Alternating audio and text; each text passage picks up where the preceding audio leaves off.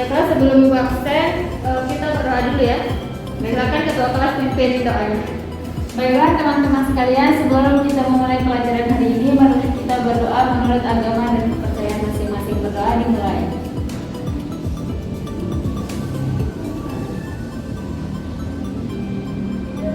Sudah selesai. Selanjutnya Ibu akan mengabsen kalian. Yang pertama ada Reni Anggiani. Hadir Bu. Kemudian Reni Marianti. Hadir Bu. Petronella Desi. Hadir. Rayana. Hadir Bu. Puput Melati. Hadir Ibu. Baik, semuanya hadir ya. Baiklah, tujuan pembelajaran kita mempelajari interaksi makhluk hidup dengan lingkungan, yaitu di sini ada beberapa poin. Yang pertama, siswa mampu menjelaskan konsep lingkungan dan komponen-komponennya. Kemudian yang kedua, siswa mampu menjelaskan pengertian interaksi. Kemudian yang ketiga, siswa mampu menjelaskan pola-pola interaksi. Kemudian yang keempat, siswa di sini diminta untuk mendiskusikan mengenai interaksi makhluk hidup dengan lingkungan sekitarnya. Kemudian yang terakhir yaitu tujuan pembelajaran kita adalah untuk mengkomunikasikan hasil diskusi mengenai interaksi makhluk hidup dengan lingkungan sekitarnya. Jadi nanti di sini Ibu akan membagi kelompok mengenai interaksi makhluk hidup dengan lingkungannya. Baiklah, sebelum Ibu bagi kelompoknya, di sini Ibu mau menjelaskan sedikit dulu ya mengenai materi yang akan kita bahas hari ini. Yaitu yang pertama di sini ada hal-hal yang ditemukan dalam suatu lingkungan. Dalam suatu lingkungan ada dua komponen yang sangat mendukung. Yang pertama adalah komponen biotik. Komponen biotik ini terdiri dari makhluk hidup, terdiri atas makhluk hidup yang dimana contohnya seperti manusia, hewan, tumbuhan, dan dasar lainnya. Kemudian untuk komponen abiotik sendiri terdiri atas benda-benda tidak hidup, diantaranya adalah air, tanah, udara, dan cahaya. Kemudian untuk interaksi dalam ekosistem membentuk suatu pola. Di sini ada pola yang disebut dengan simbiosis. Simbiosis merupakan bentuk hidup bersama antara dua individu yang berbeda jenis. Simbiosis sendiri dibagi menjadi 3 jenis atau 3 macam, yaitu ada simbiosis mutualisme, simbiosis komensalisme, dan simbiosis parasitisme. Selain itu juga ada di sini pola interaksi manusia memengaruhi ekosistem. Jadi manusia juga memiliki interaksi dengan lingkungan. Berubahnya tatanan lingkungan oleh kegiatan manusia atau oleh proses alam menyebabkan kualitas lingkungan turun sampai ke tingkat tertentu. Akibatnya lingkungan menjadi kurang atau tidak dapat berfungsi lagi sesuai dengan peruntukannya. Oke, mungkin sampai sini dulu ya penyampaian materi dari Ibu. Selanjutnya kita lanjutkan ke diskusi atau pembagian kelompok. Baik Ibu. Baiklah, di sini Ibu langsung bagi kelompoknya ya, bagi 2. Jadi berdasarkan Ibu duduk aja, oke? Baik Ibu. Ya, jadi di sini ada kelompok 1, kelompok 2. Nanti ada 3 Bu. Iya, bertiga. Jadi di sini kelompok 1 membahas tentang simbiosis. Kan tadi Bu jelasin ada simbiosis, Mutualisme, komensalisme, parasitisme. Parasitisme. Jadi di sini kalian diminta untuk menyebutkan contoh simbiosis tersebut. Baik Ibu. Sementara yang untuk kelompok 2 di sini membahas tentang interaksi manusia dengan lingkungannya yang bersifat merugikan, oke? Jadi bisa dikerjakan dari sekarang. Bu, ini berarti ini yang kita bahas selanjutnya. Iya. Berarti langsung kita masuk semua nih Bu, atau satu-satu atau perwakilan aja yang masuk? Baik Ibu. Tapi berdua kita maju ke depan nih Bu. Iya. Iya Bu. Buat Nabi ya. Ada yang mau tanya? Sudah jelas tugasnya? Ya Bu. Silakan lanjutkan diskusinya. Berarti saya ini berarti ya.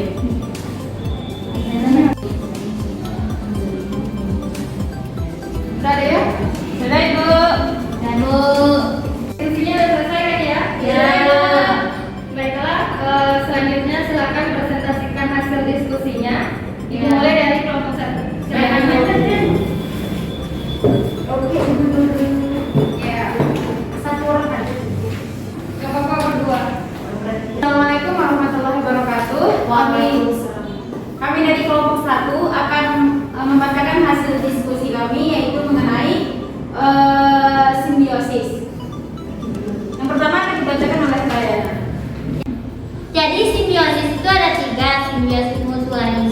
komensalisme sama parasitisme. Simbiosis mutualisme itu di mana suatu makhluk hidup berinteraksi satu dengan yang lainnya itu saling menguntungkan. Kalau komensalisme itu interaksi antara makhluk hidup yang satu dengan yang lain, tapi yang satunya rugi, yang untung, tapi yang satunya tidak merasa dirugikan. Terus yang contoh dari simbiosis mutualisme itu seperti jamur yang mendapatkan makanan dari pohon pinus. Kalau komensalisme itu seperti tanaman anggrek yang mendapatkan keuntungan berupa tempat hidup dengan tanaman mangga. Baiklah, saya akan melanjutkan tentang simbiosis yang ketiga, yaitu parasitisme. Jadi simbiosis ini adalah interaksi antara makhluk hidup, di mana makhluk hidup yang satu itu merasa diuntungkan, terus kemudian makhluk hidup yang lain itu merasa dirugikan. Jadi contohnya di sini yaitu antara kutu rambut dan manusia. Kutu rambut itu memperoleh keuntungan dari manusia itu berupa darah yang dihisap, terus kemudian dijadikan sebagai makanannya. Sedangkan manusia itu merasa dirugikan disebabkan karena manusia merasa gatal pada kulit kepalanya. Mungkin itu saja Ibu penyampaian hasil dari diskusi dari kelompok 1. Baiklah, itu tadi presentasi dari kelompok 1. Kelompok 2 kira-kira ada pertanyaan nggak? Tidak ada, Bu. Tidak ada? Benar? Ya, Bu. Oke, tidak ada. Terima kasih kelompok 1 atas presentasi. Silakan duduk kembali. Oke, giliran selanjutnya kelompok 2 ya, presentasi. Silakan. Satu orang aja atau semuanya mau maju? Satu orang aja. Oke, boleh, silakan. Berdasar perwakilan dari kelompok 2 kami mempresentasikan hasil diskusi kami, yaitu mengenai interaksi manusia dengan lingkungannya. Manusia juga memiliki interaksi dengan lingkungannya. Berubahnya tanaman lingkungan oleh kegiatan manusia itu atau proses alam menyebabkan kualitas lingkungan turun sampai ke tingkat tertentu. Akibatnya lingkungan menjadi kurang atau tidak dapat berfungsi lagi sesuai dengan peruntukannya. Alam yang awalnya sebagai sahabat bagi manusia dapat menjadi ancaman bagi kehidupan manusia. Kegiatan penebangan pohon yang dilakukan oleh manusia secara terus-menerus dapat mengurangi pasokan oksigen yang dibutuhkan dalam tubuh. Membuang sampah ke sungai dapat menyebabkan banjir. Begitu saja penyampaian dari kelompok 2. Assalamualaikum warahmatullahi wabarakatuh. Waalaikumsalam warahmatullahi wabarakatuh. Baiklah, tadi presentasi dari kelompok 2. Untuk selanjutnya kelompok 1 ada pertanyaan. Ada, Ibu. Oke, silakan. Saya ingin bertanya. Oke, silakan Put. Kan tadi judul presentasinya itu tentang interaksi manusia dengan lingkungan yang bersifatnya merugikan. Tapi saya ingin bertanya, adakah contoh interaksi dari manusia dan lingkungan itu yang bersifat menguntungkan Ibu? Yang menguntungkan. Oke, Reni mau jawab? Baik, izin menjawab. Jadi contohnya itu adanya oksigen yang dihasilkan oleh tumbuhan, yang dimana oksigen tersebut berguna bagi manusia untuk kelangsungan hidup, yaitu membantu proses pernapasan pada manusia. Terima kasih Bu. Oke, terima kasih ya.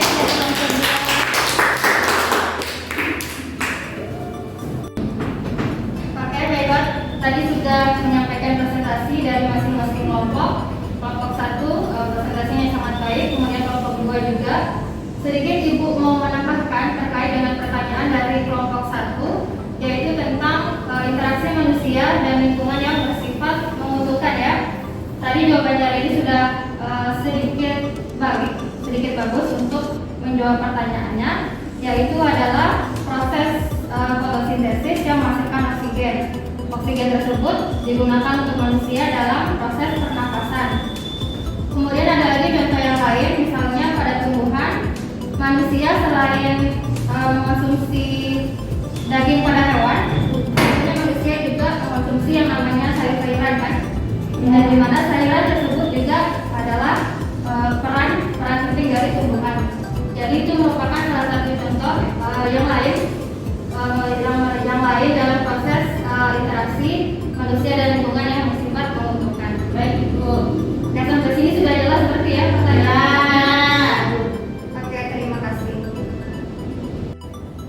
Baiklah, Ibu akan menayangkan video pembelajaran tentang interaksi makhluk hidup yang bisa kalian tonton dari sekarang untuk lebih memudahkan kalian dalam memahami materi ini ya. Baik Ibu. Baiklah Ibu, mulai.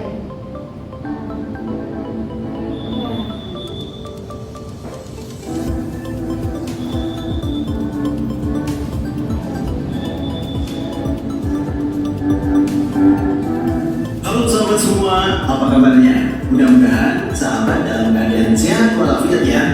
Setelah menyelesaikan pembelajaran tentang sistem organisasi kehidupan, sahabat selanjutnya akan mencakup keadaan lingkungan. Lingkungan adalah satu kesatuan hidup antara kondisi fisik yang mencakup keadaan sumber daya alam seperti tanah, air, energi surya, mineral, serta flora dan fauna yang ada di atas tanah, di dalam tanah maupun ada di perairan. Di dalam lingkungan, setiap makhluk hidup bergantung pada makhluk hidup lain dan bergantung pula pada sumber daya alam yang ada di sekitar kita. Pada intinya, lingkungan terdiri atas dua komponen utama, yaitu komponen biotik dan abiotik. Ingat, biotik terdiri atas makhluk hidup dan komponen abiotik terdiri atas makhluk tak hidup atau benda mati. Hubungan antara makhluk hidup dengan lingkungannya, baik lingkungan yang berupa makhluk hidup maupun benda-benda tak hidup, membentuk suatu hubungan timbal balik yang rumit dan kompleks. Makhluk hidup dengan lingkungannya yang saling berhubungan di alam biasa disebut dengan ekosistem. Nah, dari sini saja kalian sudah menemukan istilah lingkungan, biotik, abiotik, dan juga ekosistem. Lanjut lagi ya. Untuk lebih jelasnya, coba kalian perhatikan sejenak habitat yang ada di lautan. Muncul lagi habitat. Coba tahan dulu, apa itu habitat? Habitat adalah suatu tempat di mana makhluk hidup atau organisme tinggal. Yuk kita perhatikan habitat di lautan.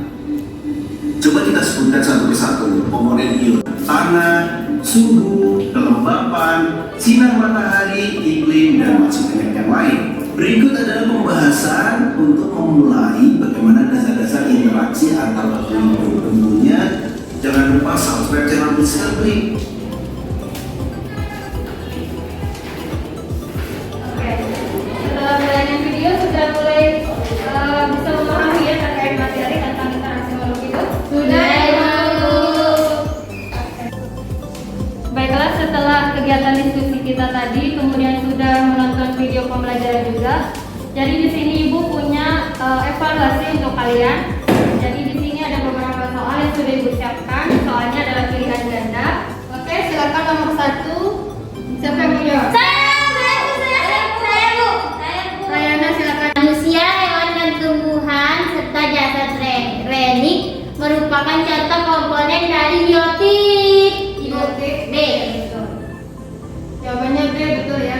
Ya. Tepuk tangan untuk Rayana. Rayana harus 2 ya. 8 dapat 5.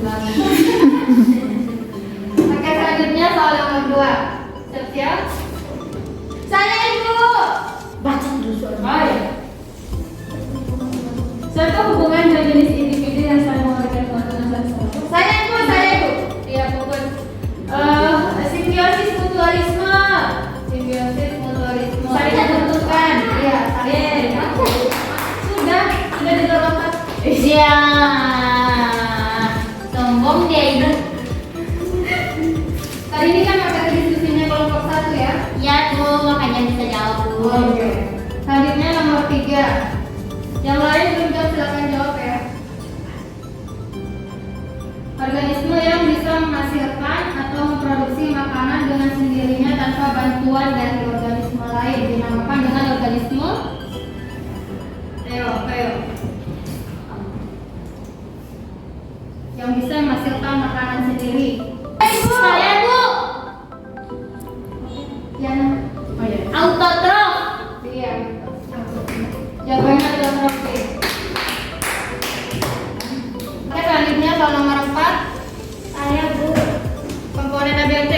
silakan Reni. Abiotik adalah jawabannya B, benda-benda tidak hidup diantaranya air, tanah, udara, dan cahaya. Oke, betul. Hebat Reni. Iya. Baiklah, jadi kita sudah menjawab semua soal evaluasi yang Ibu berikan tadi. Selanjutnya kita ke kesimpulan ya, menyimpulkan materi mulai dari awal tadi, kemudian diskusi, kemudian dari materi di penayangan video, kemudian sudah menyelesaikan juga soal evaluasi. Apakah ada siswa yang mau menyimpulkan, memberikan kesimpulan materinya? Yana mungkin bukan. Yana mau coba? Ya Bu. Silakan Yana. Jadi kesimpulan pada pembelajaran hari ini itu yaitu interaksi makhluk hidup dengan lingkungannya, di mana di lingkungan itu ada faktor abiotik sama biotik. Nah, faktor abiotik itu seperti yang pokoknya makhluk hidup yang tidak hidup. Pokoknya dia itu tidak hidup, di mana seperti kayak air, udara, cahaya matahari. Nah, kalau biotik itu makhluk yang hidup, seperti hewan, tumbuhan, manusia. Terus di antara interaksi faktor biotik sama biotik itu ada yang namanya simbiosis atau simbiosis interaksi antara makhluk hidup itu. Di mana interaksi simbiosis itu ada 3. Simbiosis mutualisme, parasitisme, sama komensalisme. Kalau simbiosis mutualisme itu dia itu di mana makhluk hidup satu dengan yang lainnya itu saling berinteraksi dan saling menguntungkan. Seperti sudah dijelaskan tadi sama kelompok saya kan. Setelah itu simbiosis parasitisme, di mana interaksi yang makhluk hidup yang satu dengan yang lainnya, yang satunya rugi, yang satunya rugi, yang satunya dirugi, yang satunya untung. Kan parasitisme. Nah, setelah itu baru komensalisme, yang satunya rugi, yang satunya tidak merasa yang satunya untung, yang satunya tidak merasa dirugikan. Itu Ibu.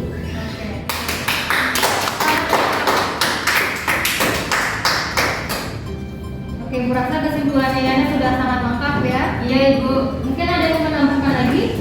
Saya mau sedikit. Oh ya, silakan. Tadi juga kan ada membahas tentang interaksi manusia dengan lingkungannya yang bersifat merugikan. Di sini saya akan memberikan contohnya seperti penebangan pohon yang secara liar, membakar hutan, membuang sampah, terus kemudian tidak mampu menjaga lingkungannya seperti pemanfaatan tumbuh-tumbuhan itu secara berlebihan sehingga menyebabkan tumbuhan itu menjadi rusak dan lain sebagainya. Terus juga tadi ada yang disinggung tentang interaksi manusia dengan lingkungannya yang bersifat menguntungkan. Contohnya tadi seperti yang diberikan contoh sama Ibu, tumbuh-tumbuhan dimanfaatkan sebagai sayur-sayuran, buah-buahan, terus diolah sebagai jadikan obat-obatan dan lain sebagainya. Terima kasih Yana dan Puput sudah menyampaikan kesimpulannya. Baik Ibu. Yang lain sudah tidak ada yang mau menyampaikan? Nggak ada Bu. Oke, nggak ada ya. Baiklah, mungkin sampai di sini materi tentang interaksi makhluk hidup dengan lingkungannya. Sebelum Ibu akhiri, marilah kita sama-sama berdoa. Ketua kelas silakan pimpin doa. Baiklah teman-teman, sebelum kita pulang, marilah kita berdoa menurut agama dan kepercayaan masing-masing. Berdoa dimulai.